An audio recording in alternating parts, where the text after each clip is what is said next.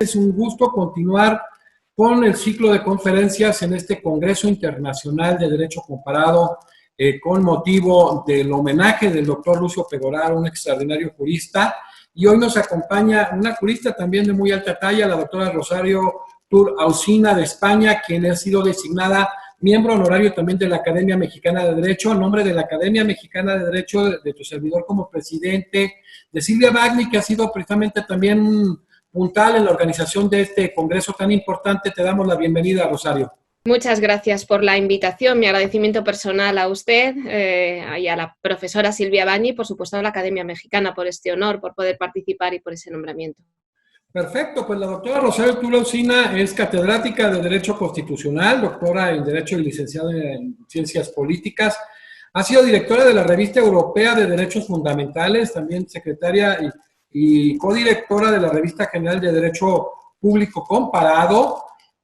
También ha sido directora de la Unidad de Igualdad de la Universidad Miguel Hernández de Elche en España y secretaria de la Facultad de Ciencias Sociales y Jurídicas. Ha tenido diversas estancias de investigación, entre ellas una en el Tribunal Europeo de Derechos Humanos, en la Universidad Nacional Autónoma de México, en la University of British de Columbia en Vancouver, Canadá, en la Universidad LUMSA de Roma y en la Universidad de Siena en Italia, entre otras muchas estancias de investigación que ha tenido la doctora Rosario. Hoy aborda un tema muy interesante, sobre todo en tema de derecho comparado, pero analizando lo que estamos viviendo, que nos aqueja desde hace algunos meses tristemente, es la emergencia democrática y equilibrios constitucionales en tiempos de pandemia. Vaya este ajuste, doctora Rosario Tur, complicado. Bueno, Rosario, primero preguntarle qué le ha aportado el doctor Pegoraro, nuestro hoy homenajeado, al derecho y en específico al derecho comparado. ¿Qué crees que sean sus principales aportes de una persona, pues de verdad que le tenemos un gran cariño, pero sobre todo también una gran admiración? Yo le hablo obviamente desde la Academia Española. Hay que decir que, como ustedes conocerán perfectamente, en la doctrina y en la Academia Española la tradición del derecho comparado es muy escasa, tremendamente escasa. Y en ese sentido yo, pues quiero poner de relieve la labor que ha hecho el profesor Pegoraro en este país. Desde luego es una referencia del derecho comparado en España. Y bueno, nuestra escasa cultura hace que sus aportaciones sean muy, muy valiosas. Yo quiero destacar en ese sentido que, innovando de alguna manera en la Academia Española, pues tiene un manual de derecho constitucional, de derecho comparado, con los profesores López Garrido y Maso Garrote. Y luego, sobre todo, lo que querría destacar, y yo creo que tiene que saberse, es que ha sido pionero también en la edición de una publicación periódica, que es la Revista General de Derecho Público Comparado, que codirigía en su momento con el profesor Álvarez Conde, y ahora él es el director principal y junto a él ahora yo tengo el honor de ser también codirectora de esta revista. Fui secretaria, también es cierto, en su momento. Y en este sentido, pues la primera gran aportación que nos hace el profesor Pegoraro es esa cuenta pendiente que tenemos siempre de seguir aprendiendo de él en el ámbito del derecho comparado. Aún así, fuera de ese carácter doméstico con el que yo le he hecho esta intervención, pues a mí me gustaría destacar que, aunque esto ya es adentrarme también un poquito en su cualidad humana, yo creo que no se puede deslindar, pero me va a permitir que le diga que yo he estado pensando, es tan difícil hablar de una persona que uno conoce tan bien que de repente dice, pero me aporta tanto que no sé qué me aporta, ¿no? Es algo realmente singular. Yo diría que tiene una brillantez académica serena. A mí me gusta calificarlo así. Evidentemente tiene un reconocido alto nivel. Esto esto es una obviedad, o sea, no es una aportación original que yo le pueda hacer, pero sí que le voy a destacar 5 notas. Yo creo que ha contribuido a universalizar el derecho comparado frente a ese eurocentrismo y a ese desarrollo acusado del derecho comparado que hay en Estados Unidos. Y bueno, dentro de ese eurocentrismo, pues teniendo en cuenta que hay países dentro de Europa donde el derecho comparado, como es el caso de España, no es ni mucho menos una disciplina ni trabajada, ni reconocida, ni que goce de una publicidad mínima, por decirlo de alguna forma. ha contribuido, por lo tanto, ya además de universalizar, a difundir el derecho comparado. Yo creo que ha puesto mucho énfasis en lo que yo todavía tengo pendiente de aprender del profesor Pegoraro. Creo que ha puesto en tercer lugar mucho énfasis en poner en valor los beneficios del derecho comparado para el sistema político. Es un ferviente admirador de su disciplina, es su vida, el comparado es él. Y nos ha querido demostrar que el derecho comparado hace más eficaces y legítimos los sistemas políticos. Creo también que ha sido implacable de alguna forma. Con todo lo buena persona que es, critica ferozmente, si se le puede poner ese calificativo al profesor Pegoraro, que yo creo que no, pero critica ferozmente la ceguera de los estados que están encerrados en sí mismos.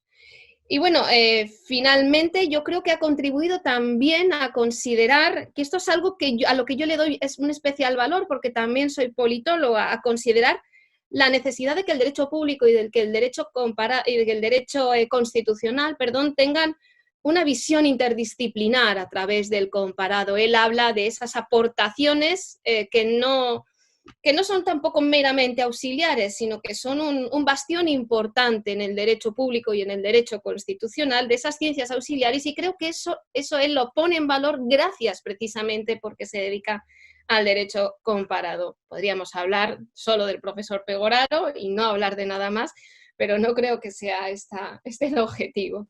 Bueno, ya dijiste algunos detalles del ser humano, pero para concluir en esta parte que tendremos tiempo para desarrollar todo el tema académico, tú has estado muy de cerca de Lucho, de un gran ser humano por parte de un gran jurista. ¿Qué virtudes como ser humano recalcarías de Lucio Pegoraro? Más allá de la pura sensiblería, que la hay, lo admito, yo creo que la política y el derecho son las personas. Yo creo que las instituciones son las personas y creo que la academia es o son las personas. Y en este sentido, el profesor Pegoraro nos aporta una grandísima cercanía humana. Yo creo que el profesor Pegoraro le une a su saber científico esas cualidades humanas que necesitan las instituciones y que necesita la universidad. La verdad es que choca a veces encontrarte este tipo de perfiles en el ámbito universitario, y además porque estamos en una dinámica, de eso también vamos a hablar algo ahora, de lo que la profesora de la Cortina llamaba una democracia de enemigos y adversarios. Yo creo que el profesor Pegoraro, si me lo permite con toda la sinceridad del mundo, porque yo creo que se la debo por el aprecio personal y académico que le tengo, es una persona que huye de las intrigas académicas, huye de las intrigas, y creo que en ese sentido es un gran maestro, porque aunque a veces las intrigas son valoradas, ¿no?, como buenas cualidades para los maestros, a mí me parece que la principal cualidad que te puede dejar un maestro es el conocimiento. Así que con eso pues creo que doy la imagen que me ha costado, pero la tenía tan clara que me ha costado volcarla, pero bueno, aquí está lo que... Ha sido tan cercana que de veras es increíble que se complique un poco más. Doctora Rosario Tur, ¿cómo afronta el derecho y la política la crisis sanitaria? Y en un momento dado, ¿cómo actúan? Bueno, yo voy a empezar con una frase de una mexicana, de la profesora Marcela Lagarde. Ella dice, nos han enseñado a tener miedo a la libertad, nos han enseñado a tener miedo a tomar decisiones, miedo a la soledad. Y el miedo a la soledad, que yo creo que es una época en la que ahora nos hemos encontrado, nos estamos encontrando a nosotros mismos, para lo bueno, para lo malo, pero nos hemos quedado bastante solos con nosotros mismos, lo cual a veces puede ser un grave problema. Pero bueno, como ella dice, el miedo a la soledad es un gran impedimento en la construcción de la autonomía. Es un problema, estamos en una época de reivindicación de libertades, cómo las ponderamos. Estamos en una época de tomar importantes decisiones. ¿Qué es una democracia constitucional? Parece obvio, pero yo creo que todavía nos lo preguntamos. Estamos en la época, como decía, de la soledad y de la autorresponsabilidad. Y creo que estamos en la época de los miedos. Estamos en la época de los miedos, de las incertidumbres, y creo que todos estos elementos y estos miedos son enemigos de los equilibrios que necesitan o que sustentan la democracia constitucional. El profesor Bauman, sociólogo polaco, decía que las democracias tienen mucho estómago, aguantan mucho, pero yo creo que la pregunta que nos estamos haciendo es ¿hasta dónde podemos forzar la democracia? Bueno, pues en este contexto ha aparecido un elemento que tambalea los sistemas políticos, el famoso COVID o la COVID, que además parece que no sabemos si es masculino o femenino, el coronavirus. Aparece ese elemento con unas singularidades que yo creo que el derecho pone de relieve de una manera muy original. Es un elemento, el coronavirus es un elemento verdaderamente democrático. Me va a permitir un poco la ironía. Y ahí parafraseo de alguna manera a la profesora Bedaski, ¿no? El coronavirus se introduce de manera libre e igual en todos los estados. No hace distinciones y, como decimos aquí, campa a sus anchas. Además, es un elemento verdaderamente global. Genera una crisis global y afecta a las democracias de manera global. Es la globalización en su pura expresión. Y es un elemento que pone sobre la mesa, y esto es importante, las virtudes y los defectos de los sistemas políticos. Ahora ya no podemos echar la culpa a los otros cuando algo no funciona. La respuesta está en cada uno y en todos de forma global al tiempo. En cada uno es el momento, yo digo, últimamente lo repito mucho, se me ha convertido en un punto de referencia, es el momento de la autorresponsabilidad, pero también es el momento de la solidaridad. Y lo que nos encontramos son respuestas asimétricas en los estados, esto es cierto.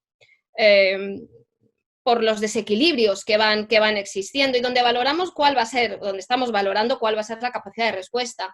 Una obviedad, y es que la madurez, la calidad democrática, pues está siendo un factor, evidentemente, para responder de mejor o de peor manera.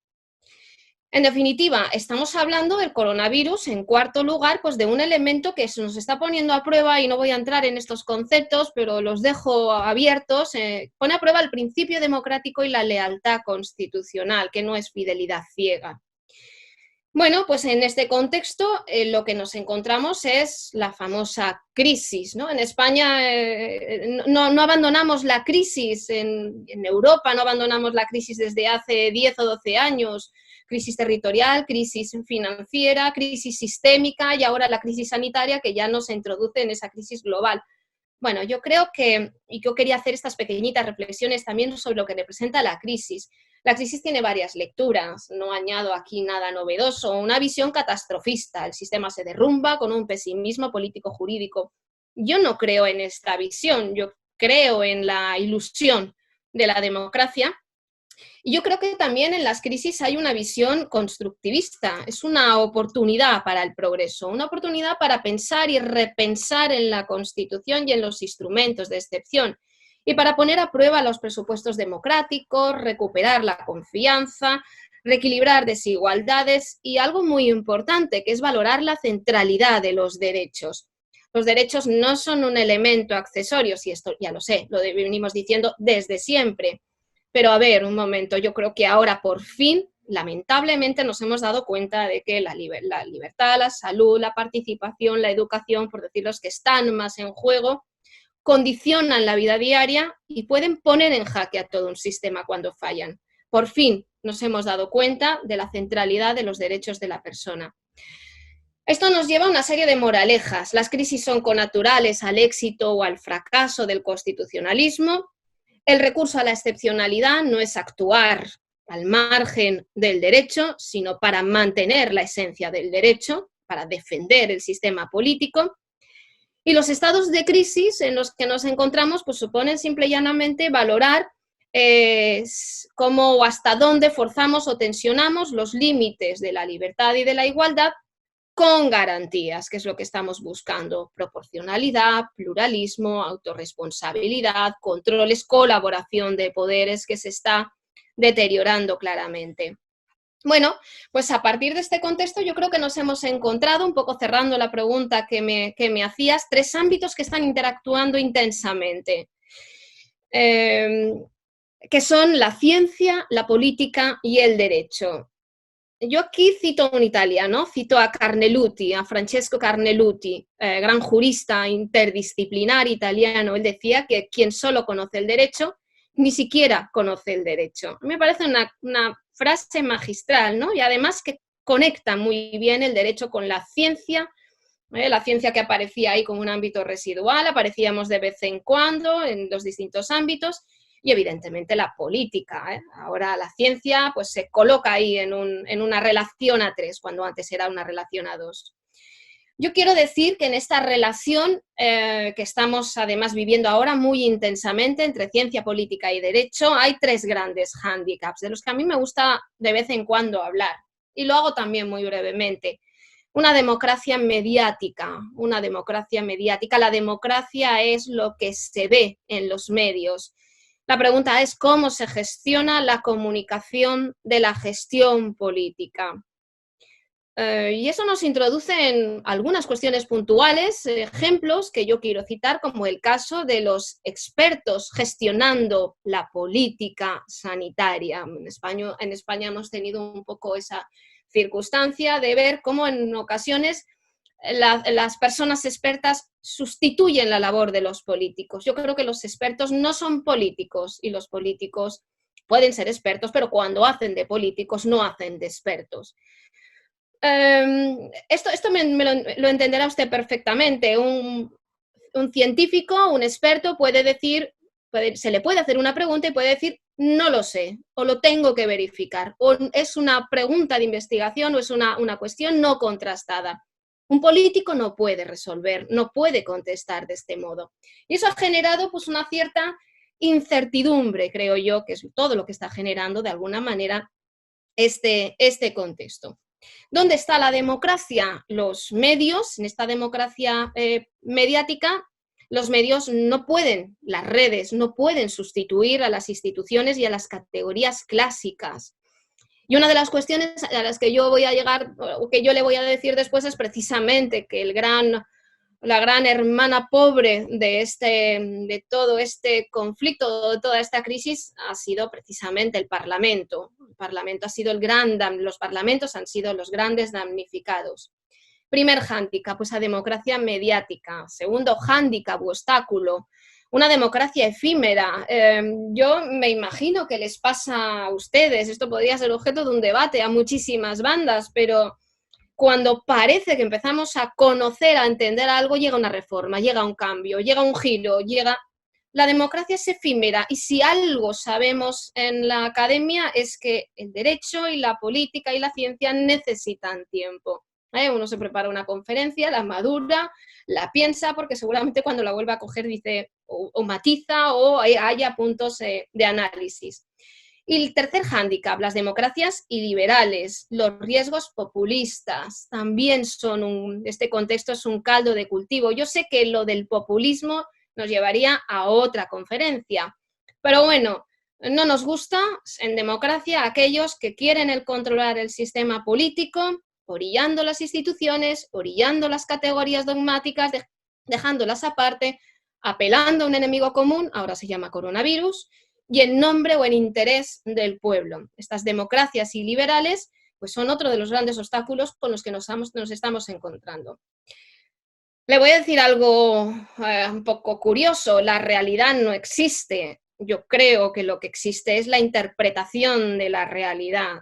Este tipo de conceptos me parece que ahora nos los planteamos, porque de verdad que yo creo que en plena crisis sanitaria no tenemos clara cuál es la realidad, pero sí que tenemos claro, y esto no es mío, esto es de la típica polémica Kant-Constant sobre si existe un derecho a la mentira. Constant decía, vale, Kant, está muy bien un ideal de justicia, pero créame las condiciones para conseguir ese ideal, crea las condiciones. Rendición de cuentas, transparencia, buen gobierno, cultura democrática, bueno, las condiciones no las sabemos, las podríamos analizar. Yo creo que es época de superar, y a mí esto me preocupa, los discursos del miedo. Los discursos del miedo, un lenguaje tremendista, confuso. Por ejemplo, en España nos ponemos muy nerviosos cuando oímos la palabra estado de alarma. Lo que se transmite a la ciudadanía es inquietud. Toque de queda se ha convertido en la frase de la semana, decretar el toque de queda. Una limitación de restricción horaria por las noches, tampoco es... Pero claro, cuando se usan las palabras con ese cierto pesimismo, esa cierta desazón, pues eso no es beneficioso. También hay un miedo, incluso eso ha pasado en Europa, en diversos países, a usar mecanismos específicos de emergencia para no crear alarma social, y al final ha sido peor. Porque cuando uno usa los mecanismos específicos de emergencia, por ejemplo, nuestro artículo 55 de la Constitución está escrito, está hecho, está pensado, está valorado, rodeándose de garantías, o sea, con toda una serie de límites. Esto no es nuevo de ahora, cuando tuvimos los problemas de terrorismo, primero terrorismo doméstico o interno con ETA y luego el terrorismo global, pues nuestra excepcionalidad se convirtió en un freno al establecimiento de medidas sin freno. Bueno, pues la paradoja de todo esto es que esos mecanismos se crean para no ser utilizados, es decir, la Constitución quiere recordarnos, creo yo, y de esto también deberíamos aprender, lo que nos puede pasar alguna vez, y por eso lo establece y por eso establece cautelas.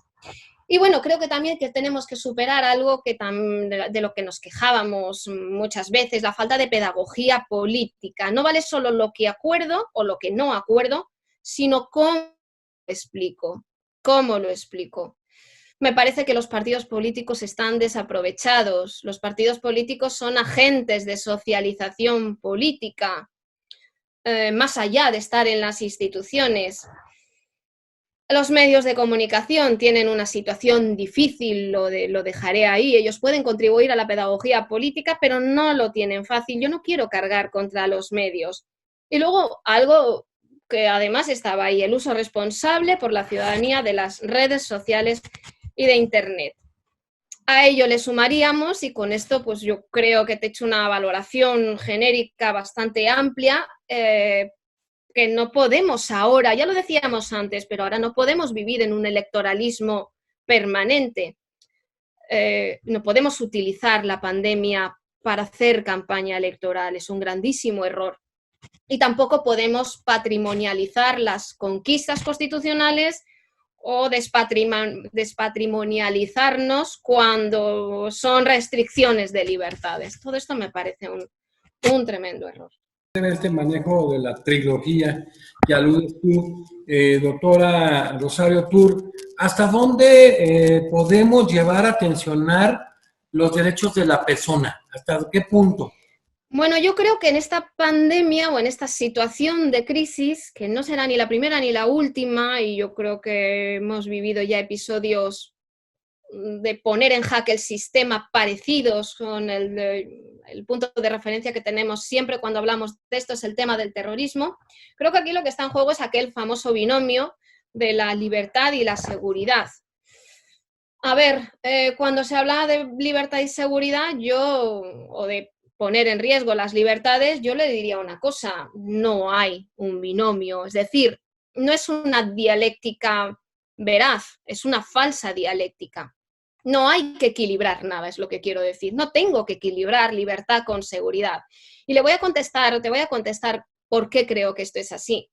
Yo creo que no hay un valor fundamental, yo no le veo en ninguna constitución que se llame seguridad y que lo pueda desligar de las libertades.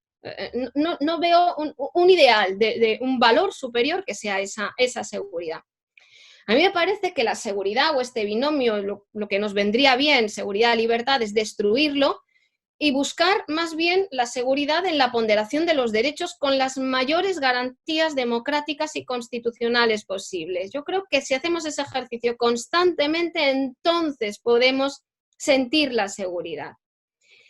La seguridad o no hay seguridad, eso sí que es cierto, cuando nos falta el Estado, cuando el Estado, bueno, esto también lo estamos viviendo, deja huérfanos, por ejemplo, en el caso de los Estados Federados de Estados Unidos, como ese presidencialismo norteamericano ha dejado a los Estados Federados de alguna manera solos, y lo estamos viviendo también de alguna manera, o en cierta medida ahora en España, cuando ahora se está depositando toda la responsabilidad en las comunidades autónomas. Por lo tanto, la seguridad, o no hay seguridad cuando falta el Estado, pero también cuando el Estado es un fin en sí mismo. En ese caso tampoco hay seguridad.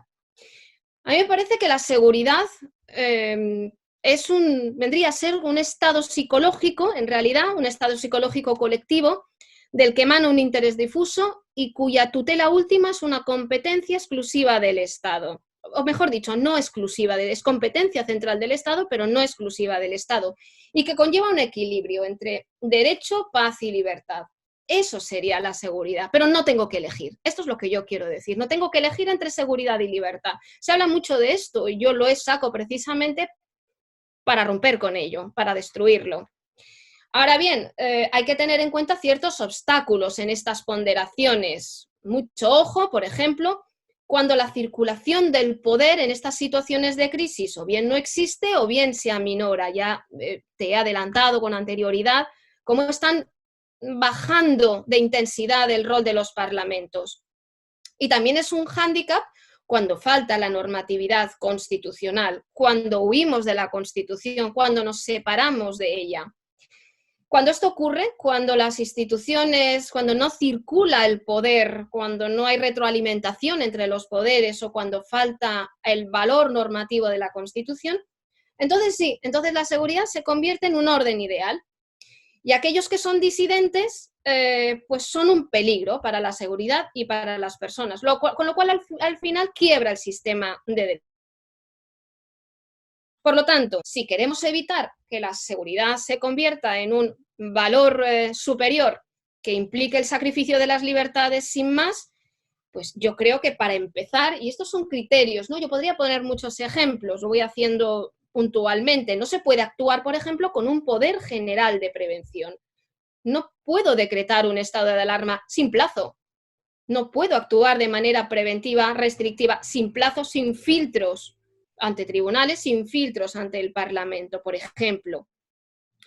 Evidentemente, digo una obviedad, pero yo creo que debo decirla, el ordenamiento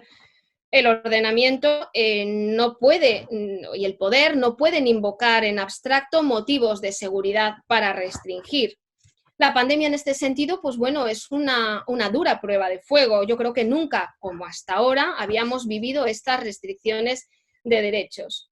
Y luego una tercera cuestión, cuando más en juego están las restricciones de derechos, creo que más instrumentos jurídicos con equilibrio entre poderes son necesarios y más intervención legislativa, que como le digo, yo creo que es uno de los grandes damnificados, incluso en un modelo que ha funcionado relativamente bien en términos de eficacia para aguantar de alguna forma la pandemia, como es en el caso de Alemania, gracias al sistema de cooperación territorial. Incluso allí se le ha achacado al sistema esa falta de intervención parlamentaria. Hace falta esa legitimidad que nos otorga el Parlamento. También hay más hándicaps aún para ver cómo se están restringiendo estas libertades. Por ejemplo, ese precipitado recurso que está existiendo a copiar, a apelar a otros ordenamientos para introducir o para justificar lo propio. Yo creo que esto es, y me va a permitir la expresión que es un poco incluso hasta vulgar, es una clara patada al derecho comparado. Esa celeridad hace que a veces digamos, si Alemania lo ha hecho, si este país lo ha hecho, nosotros podemos hacerlo. A mí me parece que este tipo de argumentos no se pueden utilizar. Y luego, para efectivamente llevar a cabo esa ponderación de derechos adecuada que estamos viviendo, pues nos hemos encontrado con otro obstáculo, que yo creo que es una de las grandes claves dentro de las soluciones que están poniendo los países. La dificultad que están teniendo para decidir entre dos grandes modelos de medidas. Aquí es donde ya quería, digamos, hablar directamente. Medidas que son generalizadas, que son estructurales, que conllevan una necesidad fuerte de coordinación con intervención del Parlamento y con liderazgo del Estado. Esas medidas se adoptarían en este caso con el estado de alarma, un confinamiento general, por ejemplo, un confinamiento perimetral de una ciudad o de una comunidad autónoma, etcétera, etcétera. Bueno, medidas generales que deben tener un carácter estructural. Ahí el Parlamento debe tener una intervención muy fuerte. Pero luego nos hemos encontrado con que esta capacidad de respuesta era insuficiente y además podía ser asimétrica, podía generar muchas asimetrías entre territorios. Con lo cual hemos entrado en otro modelo. En España los hemos ido utilizando de manera simultánea, un poco improvisando, un poco dando bandazos, pasando de una fase a otra. El otro modelo ha sido adoptar medidas individualizadas, que son coyunturales, que son acotadas, por ejemplo, el confinamiento de una residencia de estudiantes, cerrar una universidad, que no hacen una restricción de derechos de manera generalizada y donde se ha dado mucho protagonismo, que yo creo que lo deben tener también, a las regiones o a las comunidades autónomas o al ámbito local. Y evidentemente medidas que en este caso van muy fiscalizadas por el control judicial. Lo difícil aquí, aprender sobre la marcha, evidentemente, como estamos aprendiendo. Usted deberías ver, Jesús, las dificultades que tenemos en los congresos cuando hablamos de las medidas. La celeridad con la que nos vemos obligados a hablar y la poca reflexión que tenemos y la confusión y la ambigüedad que a veces incluso desde la propia doctrina se manifiesta. Lo complicado, por lo tanto, es tener, y ahora hablo más de la gestión política, esa habilidad para manejarlo todo según las circunstancias. Es decir, la clase política tiene que ser muy sensible, tiene que estar muy atenta al uso ponderado de esos dos grandes bloques de medidas. Y luego, por supuesto, finalmente, bueno, pues no es leal cuando no encuentro la manera de equilibrar o de ponderar, no es leal acabar cargando todo en la justicia. El uso, yo ya no diría tanto, porque aquí se ha hablado mucho del activismo de la justicia. Yo no digo que no haya activismo, pero también es posible que haya al mismo tiempo un uso interesado de la justicia. Un poquito las dos vertientes. ¿Cuál es la historia? Y esto es simple y llanamente, qué paradoja, es una reflexión sobre los poderes, sobre qué hace cada uno de los poderes. Una pregunta tan sencilla como esa. Los jueces, y hablo de la justicia ordinaria, que es la que está siendo más incisiva, la que se está viendo en la tesitura de tener que valorar las medidas, los jueces no están para resolver problemas, sino para resolver casos.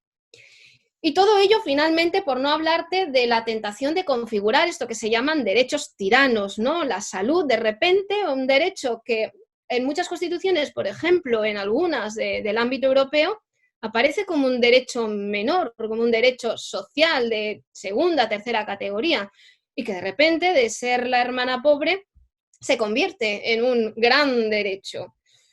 Bueno, es una paradoja, pero evidentemente yo creo que no puede ser una realidad, no puede haber derechos tiranos.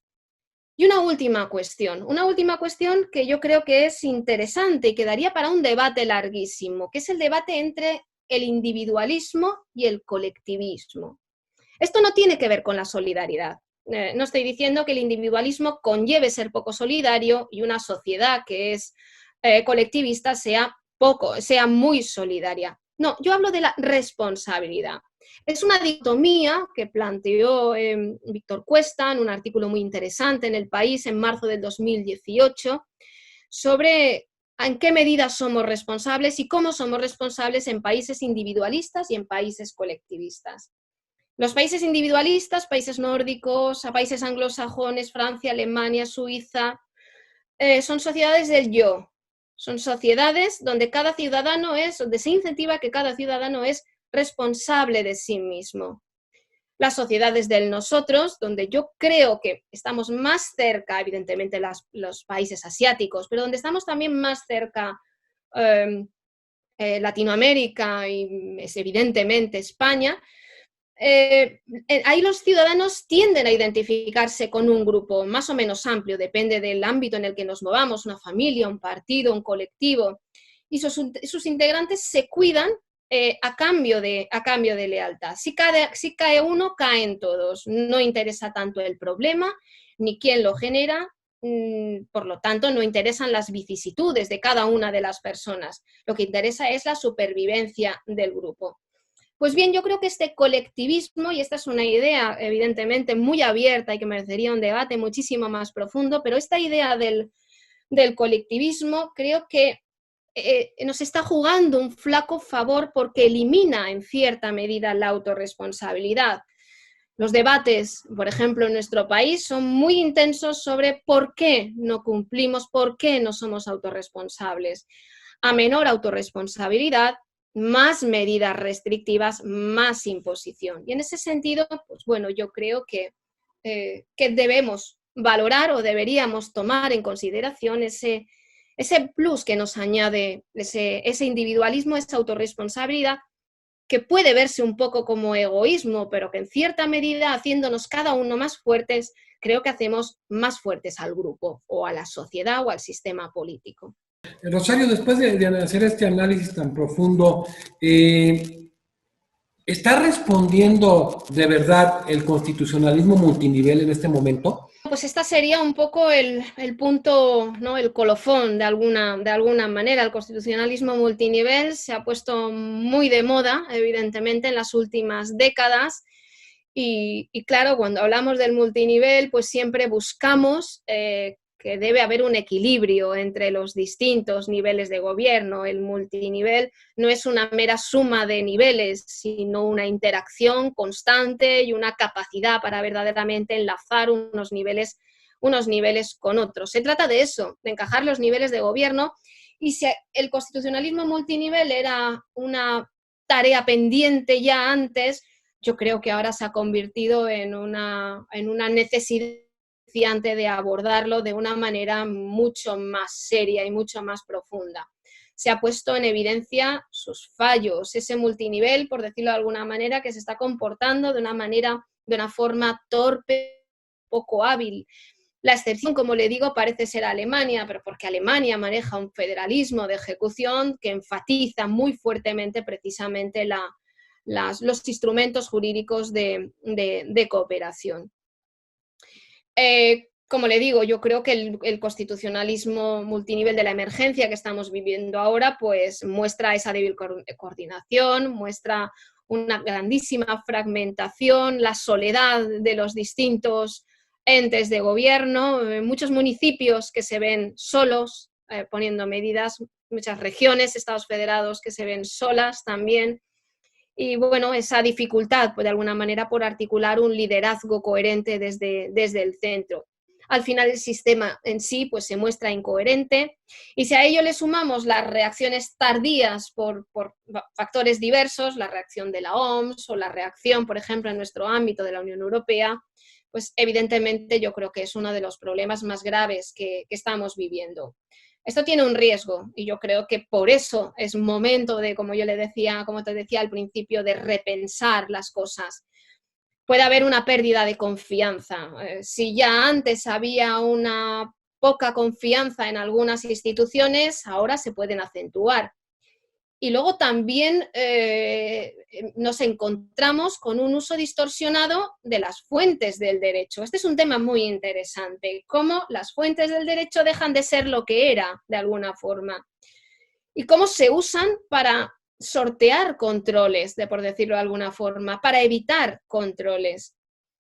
Conocemos que se están utilizando con cierta preponderancia instrumentos normativos del gobierno, que se están llevando a cabo restricciones por fuentes de segunda categoría, y luego, además, que cuando se utiliza un instrumento, por decirlo así, de primera categoría, llámese un estado de alarma, llámese una ley federal de excepción o un decreto ley, cuando se utilizan fuentes, por decirlo así, de primera categoría, pues a veces se hacen reenvíos, se hacen una especie de delegaciones en blanco, o se hacen huidas de las reservas de ley. Además, a ello le vamos a sumar, pues bueno, que a veces la centralización se ha entendido mal. Yo creo que este es un debate también muy smithiano, ¿no? La centralización de decisiones no tiene por qué sacrificar la cooperación. Y a veces se ha interpretado de esta manera. Es que no hace falta cooperar porque el Estado centraliza todas las decisiones. Es imposible centralizar las decisiones sin enfatizar la cooperación cuando la ejecución de muchas decisiones están en manos de esos entes descentralizados. Y aquí de nuevo nos encontramos hándicaps, esos obstáculos. Yo vengo siguiendo un poquito en la respuesta a la misma estructura, problemas, obstáculos, muchos de ellos que venían del pasado y otros que bueno, pues que han emergido de una manera muy fuerte. El federalismo sigue teniendo pendientes en muchos países reformas constitucionales y legales, o bien que no se han hecho o bien que se han mal hecho. Y de la misma manera, yo creo que esas democracias iliberales de las que acabábamos antes, o ese populismo constitucional que vivimos, impide la eficacia de las autoridades descentralizadas, porque no les interesa coordinar, porque los populistas son enemigos de la colaboración, son enemigos del pluralismo. Al final lo que nos encontramos es regiones, municipios, estados federados, huérfanos de alguna forma de Estado. Aquí yo creo que hay mucho que decir. Me parece que en definitiva se ha puesto en jaque todo el sistema político y bueno, han salido las grandes cuestiones pendientes. A diferencia de lo que algunos piensan, yo no creo que en momentos de crisis no sea momento para abordar reformas o revisiones. Yo creo que es el momento de hacerlo. Otra cosa es el proceso que abro. Podría ser pactos de Estado y podría no ser una reforma constitucional porque no fuera conveniente. Pero bueno, ahí tenemos a Chile, que está haciendo una constitución en plena pandemia. Bueno, es un laboratorio en el que, como me decían el otro día, los comparatistas y los constitucionalistas, pues podemos mirar atentamente para ver que hay cosas que son posibles. La crisis es consustancial a la democracia y, por lo tanto, la democracia debe acostumbrarse a ello. Rosario, ahorita que abordamos este tema en estos estados federales y que estamos dándonos cuenta, pues, en estos temas de interacción y colaboración, cómo ha habido una verdadera ruptura entre el estado compuesto y los estados simples. ¿Cuál sería la solución? O sea, yo sé que es complejo decirlo, pero estamos viendo esto muy constantemente, sobre todo en América Latina. Y de hecho, buscando algunos de los líderes en los estados simples, el abandono del sistema federal es algo, aparte complejo, pero es algo muy delicado, Rosario. Es quebrar la esencia de los países. Me parece que hacerlo... cambiar la naturaleza de un sistema político, de uno de los elementos nucleares de un sistema político por la crisis, es muy peligroso. Yo creo que el proceso es al contrario. Lo que hay que hacer es mirar aquello que teníamos para revisarlo, no romperlo. Es que esa tendencia es demasiado socorrida, por decirlo de alguna forma. Y además iríamos en contra muchas veces de nuestra propia historia. Si ya en circunstancias normales no debemos hacerlo, en circunstancias excepcionales, al contrario, debemos acogernos precisamente a esas figuras para repensarlas. Yo no me imagino una España sin autonomías, porque forma parte de nuestro ADN. Y que yo sepa, y ahí el profesor Carpizo, ¿no?, con esa distinción entre el genotipo y el fenotipo, que yo sepa, hay una parte del ADN que no deberíamos tocar de forma tan alegre, a menos que se haya producido, yo no tengo ni idea de genética, pero que se haya producido una mutación absoluta en nuestros genes. De verdad que está siendo exquisita esta disertación. Qué mejor marco para un homenaje de un jurista de la talla de Lucio Pegoraro que tenerte aquí, Rosario, de verdad. Rosario, ahora que hablas tú de esta constante convivencia de las democracias con la crisis, y ya abordaste de lo que está pasando en Chile, sabemos su génesis de esta constitución de 1980 de Chile, que diríamos en temporalidad es una de las constituciones intermedias, teniendo constituciones pues, muy longevas como la Argentina de 1853, la mexicana del 17, la de Costa Rica del 49, pero constituciones como la dominicana, como la constitución ecuatoriana, muy nuevas. ¿Cómo se dan las condiciones desde tu visión para generar pues una nueva constitución en Chile en este momento de pandemia? ¿Cómo se dan las condiciones? Si son las adecuadas, o sea, tú hablabas de esa convivencia constante de la crisis precisamente con la democracia, y es un tema muy interesante, ¿no? Porque, por ejemplo, sabemos las condiciones, si creamos un tribunal constitucional en un momento, por ejemplo, en que se están dando una concentración de poder en una sola persona, cosas que hemos visto mucho tiempo en América Latina, pues es el peor momento para el surgimiento de un tribunal constitucional, de una sala constitucional precisamente en épocas tiránicas. En el caso concreto de una crisis severa que se ha vivido en Chile, que lo veíamos como un país verdaderamente con una consolidación democrática hace algunos meses, ¿son las condiciones adecuadas? ¿No hay ninguna afectación para la creación constitucional que se va a dar? Fíjate, yo creo que en eso, para responder, creo que es muy importante el procedimiento. El procedimiento. La forma en este caso es el fondo totalmente, porque yo creo que es lo que va a dar garantías al proceso. No conozco en detalle todo el procedimiento, pero sí estuve escuchando, porque lo invitamos a participar en un congreso aquí en España, bueno, global, el profesor Sotobarrientos, y sí que nos mostró que había una voluntad de hacer un proceso de redacción de una constitución de una manera intensamente participativa. Y no solo de fachada o de cara a la galería, sino con unos compromisos serios. Creo que el procedimiento es clave y me da la impresión de que en Chile sí que han atado bien todos estos elementos, porque así neutralizas cualquier posible tentación. Lo que me parecería un peligro es abrir un proceso de reforma constitucional sin un repensamiento del procedimiento. En España se ha hablado muchas veces de abrir un proceso constitucional y, por ejemplo, una de las cuestiones en las que yo he puesto énfasis es en que no se podría hacer una reforma constitucional sin intervención de las comunidades autónomas. Y, sin embargo, nuestra Constitución no, o sea, tal y como está escrita en los procedimientos, no estaría prevista la intervención de los entes descentralizados. Y, por supuesto, no habla de participación ciudadana más que en el momento del referéndum. A mí me parece que la garantía es arbitrar todo ese procedimiento decisorio con un equilibrio entre todos los entes que están en juego. Pero me parece un proceso valiente y, ¿por qué no? Me parece que han marcado. Me da la impresión de que han hecho algo, han hecho los deberes anteriores, que es una hoja de ruta o un pacto de Estado para preparar la reforma. Y no acogerse sin más a una reforma constitucional, sino pensar en el quién, cómo y cuándo.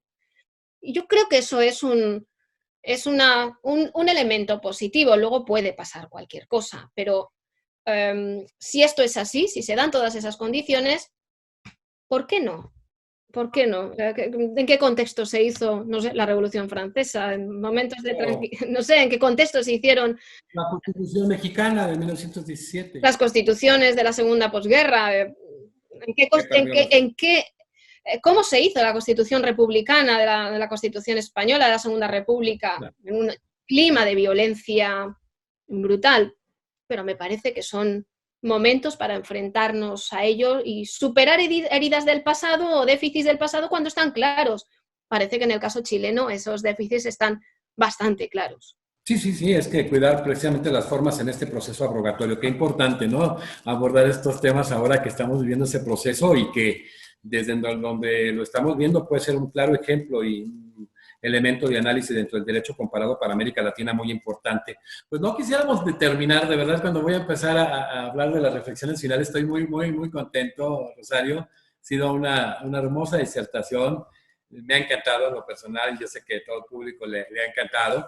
Pues para cerrar, ¿cuáles serían las reflexiones finales que tienes, Rosario?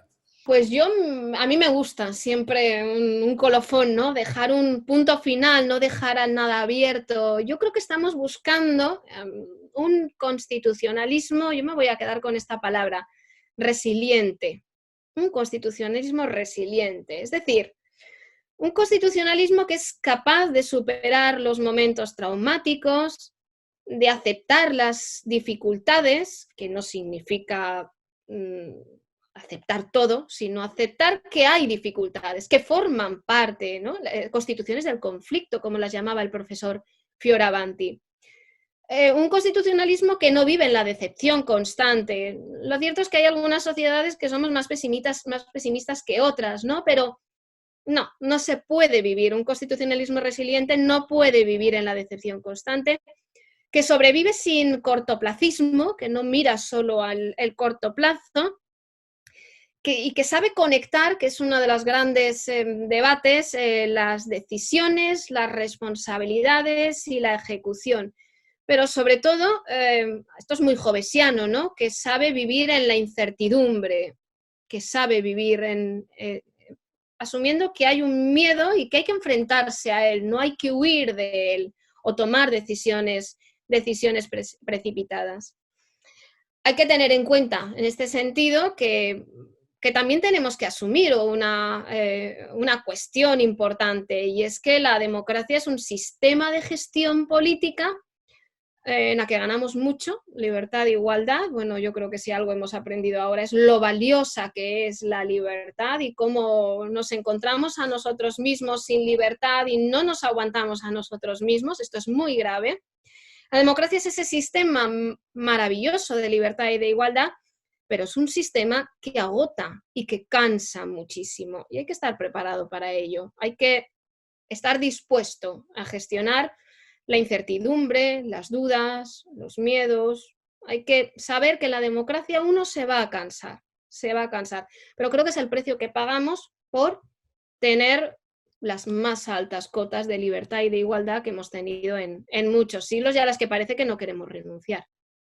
No, pues muchas gracias, de verdad, ha sido un gusto para la Academia Mexicana de Derecho, Juan Velázquez, para todos los miembros, el tenerte en este Congreso Internacional de Derecho Comparado en homenaje al doctor Lucio Pegoraro, que es una persona que le tiene una especial estima y la valora en el ámbito académico, que desde la Academia también te expresamos nuestro cariño, te expreso mi aprecio, mi admiración.